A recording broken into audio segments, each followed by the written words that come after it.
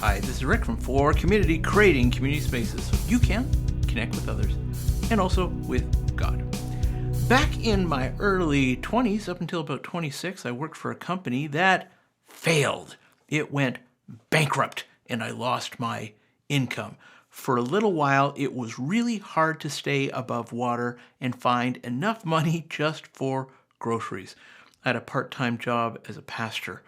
And believe it or not, part-time jobs as pastors, they don't pay a whole lot. But it did give me access to the cookies that were put out for all of the guests that would come in to meet with a pastor or just kind of check stuff out. And so at the end of the day, whatever cookies were left in the tray, that would become my dinner until they stopped leaving those cookies out. And then I went dinnerless and hungry.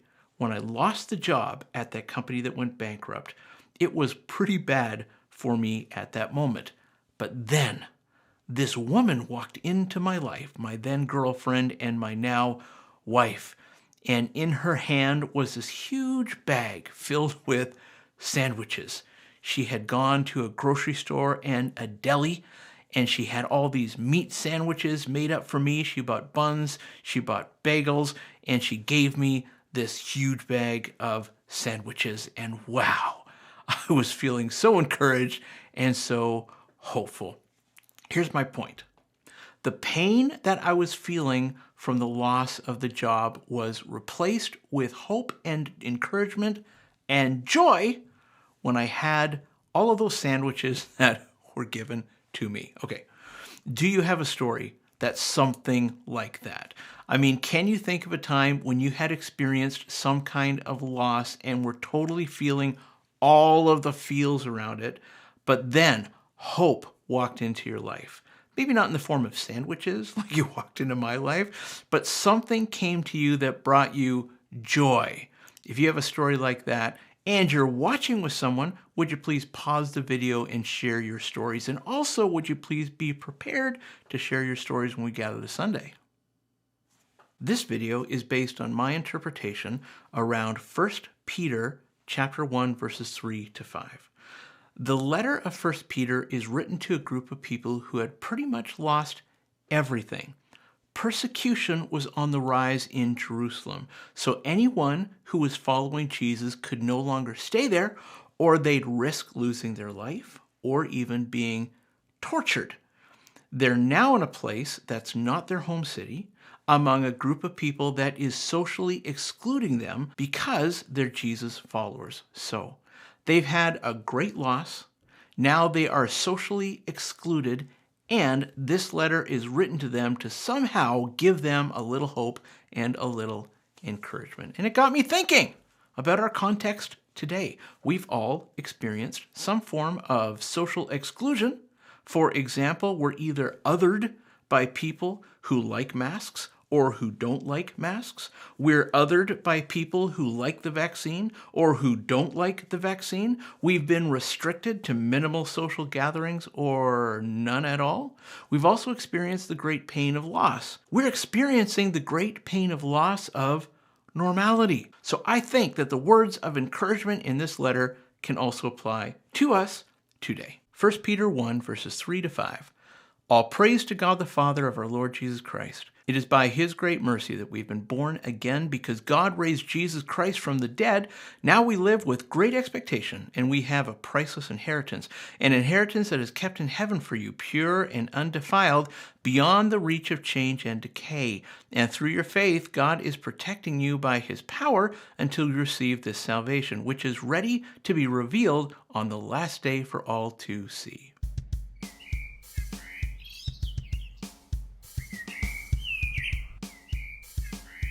Hey kids, don't forget to look in the background for all of the cool characters.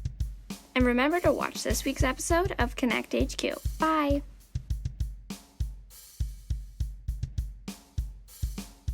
Here's the point that I'm going to try to make with this video. We can find great hope within the experience of great loss.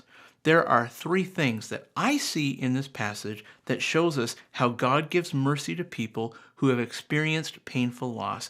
And these three acts of mercy come with the benefit of giving us hope and helping us find encouragement so we can continue to keep moving forward in spite of our present circumstances and how much they may be bringing us down. Your experience of loss is not the final chapter in your life.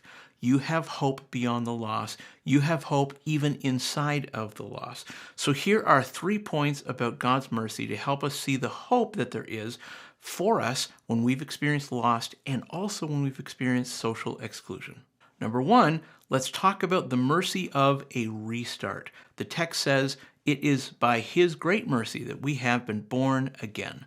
Regarding the first illustration that I gave, losing my job due to the company's bankruptcy didn't end my story. Rather, it led me out of working part-time as a pastor into full-time pastoring. That place of uncertainty was actually very healthy for me because it allowed me the opportunity to figure out who I really am and who I really wanted to become. But there's an even bigger point being made here. People generally have many opportunities to restart in small ways or in big ways throughout the course of their life. But even in the absence of any available restarts, there is still the hope of the greater and the greatest restart. The text uses the phrase born again, and here's what that is referring to. The original disconnection with God has been fixed. Whatever it was that happened in the Garden of Eden broke our close connection with God. But whatever it is that happened on the cross involving Jesus' death and also his resurrection fixed that. Choosing to follow Jesus means that we have been born spiritually as God's children. That means we're not alone.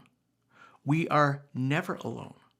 You're always loved. You're always noticed. You're always valued. Even in the face of great loss, you will never lose God. Even if you have done wrong, caused everyone to abandon you, God will never abandon you. Being born again in this context means that we have been given a connection with God that fixes anything that was broken and will keep that restored connection forever. Here's the second point. The second great benefit of God's mercy that's being revealed in the text here as I see it is a payout. The text says, "Now we live with great expectation, and we have a priceless inheritance, an inheritance that is kept in heaven for you, pure and undefiled beyond the reach of change and decay." I've got to give some credit to my old boss, the old CEO of that failed company, the guy whose company went bankrupt, a few months after all of that was over. And I imagine it must have been a very painful moment for him. He wrote me a check from his personal bank account. He felt so badly about how things ended and what happened to all of his former staff that he sent me a personal check to try to make things right. And you better believe that I cashed it. Knowing what I do today about how life works, I probably wouldn't have cashed it. But back then, I think I was about 25, maybe 26, can't really remember. Money was money, so I took it, the heartless guy that I was. Sometimes we get payouts when we've experienced losses, but the payout in this text goes beyond that. This text makes a reference to the idea of an inheritance. We're due something as a result of us being Jesus' followers, namely children of God, brothers and sisters with Jesus. The inheritance is actually called salvation. In part, that means that we're looking forward to the closest possible connection with God forever. And this hasn't been completely revealed yet. Honest, there's a lot of mystery still around this. We're talking about references to metaphors around a new heaven and a new earth, and death itself dying, and a new Jerusalem, and a party that will last forever called the marriage supper of the Lamb. All that's written gives us encouragement that our experience in this life is not our last chapter, that God will rescue us from death. And that's the big deal. And how do I know? How do you know that God will rescue us from death? Because Jesus was rescued from death. He's the first one among all of us who was rescued from death. Because Jesus had a resurrection, we will have a resurrection. And that's what we're looking forward to. Our inheritance starts with the resurrection. Here's the third great mercy that I see jumping out to me in the text here, our protection. The text says, God is protecting you by his power until you receive this salvation, which is ready to be revealed on the last day for all to see. First, let me just apologize and say that this isn't an all-encompassing protection like we would really love it to be. This isn't protection from bullying or from war or loss of income, or protection from food security, a secure place to live all the time. That's not the kind of protection that's being mentioned here. Salvation is what's being protected for us. Your resurrection is what's being protected. Your future with God is what's being protected. Regardless of how people treat you, how much is taken from you, and how little you have, God's protecting your future. Your outcome is guaranteed as someone who will be part of the resurrection and be with God fully protected forever. Here's a summary. I think the application may be around encouragement. We've just come through a pandemic. Hopefully we're coming through it, and we're still seeing some craziness around it as it's ending and trying to fight to stay. People have lost jobs, friends, physical health, oh my goodness, mental health, like crazy. It's been a rough moment, a really long moment. The first church faced things like this. However, for them, they were excluded because they were Jesus followers, not because of the pandemic. They had lost things because they were Jesus followers. There's a number of reasons why we experience loss. Regardless of what you lose, this isn't your final chapter. If you're a Jesus follower, your final chapter begins with Jesus' return. Your final chapter begins with the resurrection. And that is an awesome thing to look forward to. Regardless of what you have lost, you are looking forward to the resurrection when you will be with God forever, side by side with Jesus, looking at him face to face, eye to eye. That is an awesome moment that is protected for us and will never be taken away from us. And that's awesome. So even within the pain of loss, we can look forward to the hope of resurrection and be encouraged in that moment. The hope we have in great loss is the great gain we have in the resurrection. That's it from me to you for now. Would you please like? Would you please share? Would you please subscribe? Would you please ask for the link? That'd be awesome for you to join us. If you would like to support us, the link to support us is down in the show notes for community, creating community spaces so you can connect with others and also with God. See you next time.